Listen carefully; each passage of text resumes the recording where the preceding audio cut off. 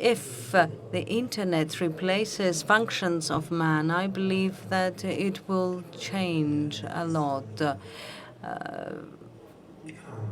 It replaces reading also. The internet is a prevailing information, if I may say so. There are parts that are superficial. Information is always an horizontal area. It's a shallow lake. Consequently, this is what we have to pay attention to. If we let it be as it is, there will be huge anthropological consequences. We have to be really cautious about it. What are we to do about that? We can borrow two things from our tradition, two things that will remain as they are.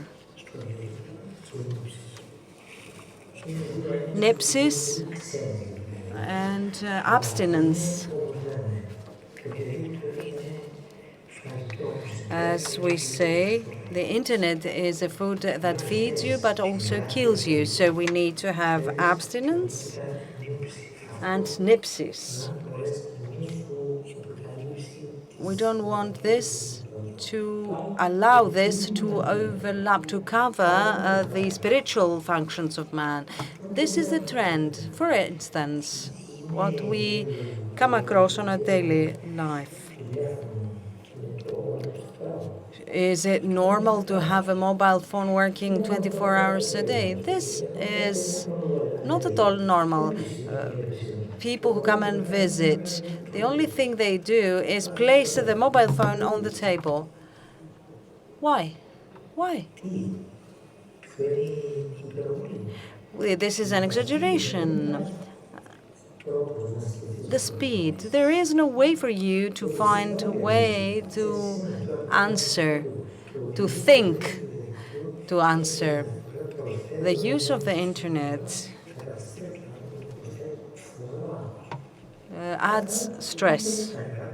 This is evident. We need to take care of that. It's a treasure, but it's at a rate where man cannot respond. And, you know, men do not work 12 hours. They work 6 or 8 hours. But in reality, they are loaded for the whole 24 hours. And this man cannot stand.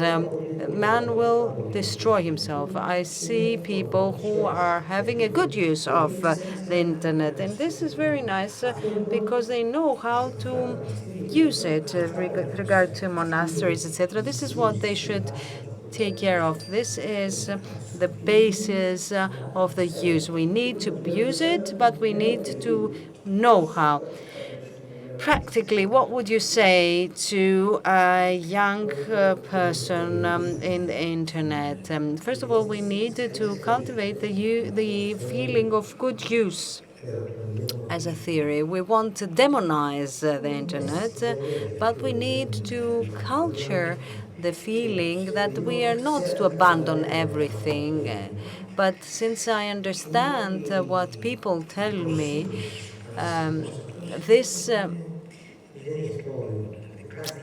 attachment has no limit. They might sit down for 1 hour, and this might take 5 hours. And I tell them that I'm not an expert. I cannot solve this problem for you. As in fact, I tell them that they should fast from the internet.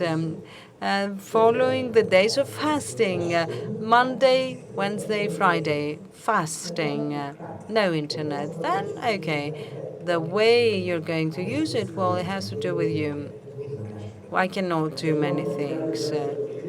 But even if they are away from the internet for a few days, it's good. And what about the nepsis? The nepsis means that you cannot be distracted all the time because politicians, people of the clergy do it, and they have destroyed their lives. I don't want to be a risk monger here, but it's a very difficult thing to handle. This is why we need the the tools of spirituality. This is my view, of course. If you want to hear it, it's okay. I won't drag you out of the internet. You have to understand, if you have a fasting, this will help you. This shows that there is an ease in handling the issue. The issue of the technological revolution, we haven't seen the limits yet. As soon as we find the limits, it will be easier for us. Afterwards, when we had the book, for example, there was this risk discussion, etc. When we had TV, there were theories, etc. I don't hear people talking about television. Okay, just a few people only, but it's been demystified. This too will be further demystified. We simply haven't met the boundaries, the limits yet. As soon as we identify the limits, as soon as we find out that it cannot replace any action, any person, any individual, any feeling, any soul, then it's going to be demystified, and we are going to be calm about it. But we still haven't found the limits.